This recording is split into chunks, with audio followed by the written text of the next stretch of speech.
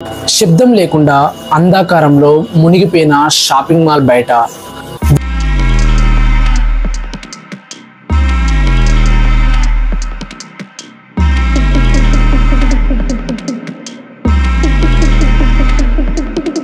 వర్షం మబ్బుల మధ్య నిశ్శబ్దంగా నడుస్తుంది.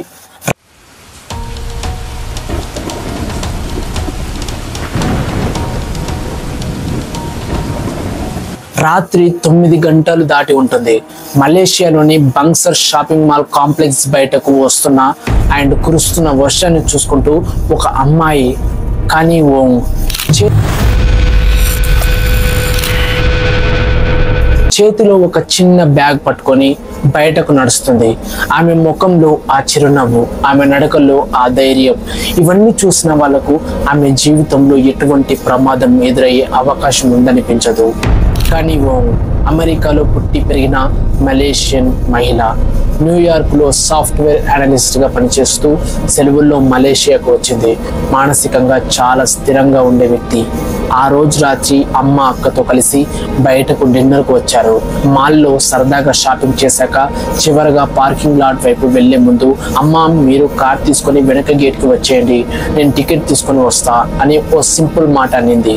కానీ అదే ఆమె చివరి మాట అయ్యింది. తల్లి వెనుక గేట్ దగ్గర ఎదురు చూస్తూ నిలబడి ఉంటుంది. 5 నిమిషాలు, 10 నిమిషాలు, 15 నిమిషాలు, కానీ మాత్రం రాలేదు. ఫోన్ చేస్తే స్విచ్ ఆఫ్. ఓ తల్లి గుండెల్లో గబ్బిల మిగిలినట్టే. వెంటనే భయం మొదలైంది.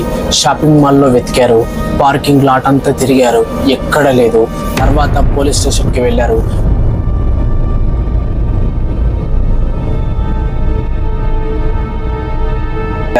మిస్సింగ్ కేసు ఫైల్ అయ్యింది. కానీ ఆమెను ఎక్కడ వెతికినా కనిపించలేదు.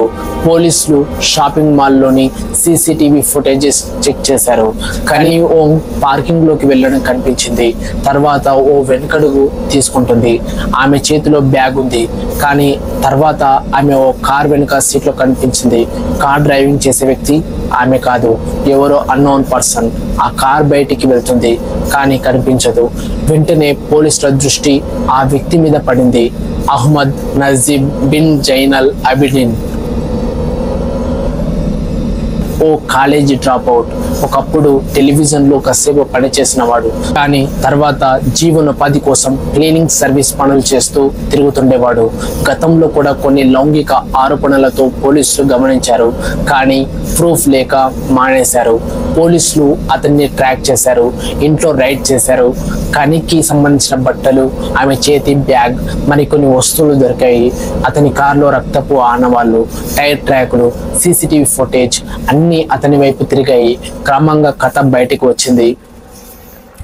ఆ రాత్రి కని పార్కింగ్ లాట్కి వెళ్ళినప్పుడు నజీబ్ ఆమెను బలవంతంగా తన కారులోకి తోశాడు. ఆమె నెమ్మదిగా తన బ్యాగ్ వదిలేసి అరవడానికి ప్రయత్నించింది. కానీ ఆ పార్కింగ్ లాట్లో ఆ సమయంలో ఆమె ఒక్కతే ఉంది. ఆమెను షారం ఇండస్ట్రియల్ ఏరియాకు తీసుకెళ్లాడు. అక్కడ ఎవరు ఉండరు. చుట్టూ గోడలు, ఎడారి మౌనం. ఆమెపై లైంగిక దాడి చేశాడు. ఆమె ప్రయత్నించింది తప్పించుకోవడానికి. తాను ఎక్కడున్నానో ఎవరికైనా తెలియజేయాలని కొన్నిసార్లు కేకలు వేయడం, కొన్నిసార్లు ప్రాణాలతో పోరాడడం. కానీ ఆ నరహంతకుడు ఆమెను గాయపరిచాడు, తీవ్రంగా హింసించాడు. చివరికి ఆమెను దారుణంగా మర్డర్ చేశాడు. ఆమె శరీరాన్ని బ్రెయిన్లో పడేశాడు. 2 పెద్ద టైర్లు వేసి నిప్పుతో తగిలబెట్టాడు. శరీరం పూర్తిగా కాలిపోయింది.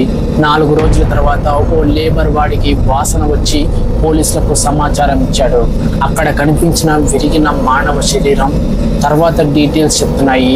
అదే కానీ DNA టెస్ట్ ధృవీకరించాయి. కోర్టు కేసు మొదలైంది. నజీబ్ తనపై వచ్చిన ఆరోపణల్ని నెగటివ్ చేయడానికి ప్రయత్నించాడు. కానీ అన్ని ఆధారాలు అతనిపై ఉన్నప్పుడు ఎలాంటి మాటలు ఉపయోగం చేయలేకపోయాయి. న్యాయస్థానం అతనికి శిక్ష విధించింది. ఉరి శిక్ష 2016లో. 13 ఏళ్ల తర్వాత అతనికి శిక్ష అమలు అయ్యింది.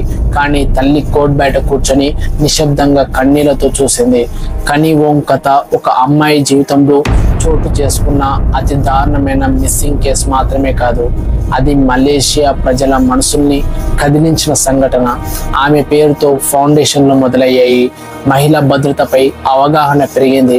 కానీ ఒక కుటుంబం కోల్పోయిన ఆ బిడ్డ తిరిగి రాలేకపోయింది. ఆ రోజు ఒక చిన్న డిన్నర్ కోసం బయటికి వెళ్ళిన అమ్మాయి తిరిగి ఇంటి తలుపు దాటి రాలేదు. నిశ్శబ్దంగా అదృశ్యమైపోయింది. ఆమె మిగిల్చిన ఆనవాలు ఓ కుటుంబంలో శాశ్వత శూన్యత, ఓ దేశంలో శాశ్వత గుండె వేగం. ఇదే కనివం కథ, ఓ మలేషియన్ మిస్టరీ. సో ఓవరాల్గా వీడియో నచ్చితే ఖచ్చితంగా లైక్ చేయండి అండ్ ఫ్రెండ్స్ అండ్ ఫ్యామిలీకి షేర్ చేయడం ట్రై చేయండి. అండ్ మన క్రైమ్ ఫైల్స్ ఛానల్ని సబ్స్క్రైబ్ చేసుకుని పక్కనున్న బెల్ ఐకాన్ని ఆల్ మీద ట్యాప్ చేస్తే మేము ఎలాంటి వీడియో పెట్టినా మీకు నోటిఫికేషన్ వస్తుంది. సో ఇలాంటి స్టోరీస్ అండ్ ఇలాంటి రియల్ క్రైమ్ ఇన్సిడెంట్స్ మన క్రైమ్ ఫైల్స్లో ఉంటుంది కాబట్టి ఖచ్చితంగా సబ్స్క్రైబ్ చేసుకోండి. Stay tune for more updates. Thanks for watching.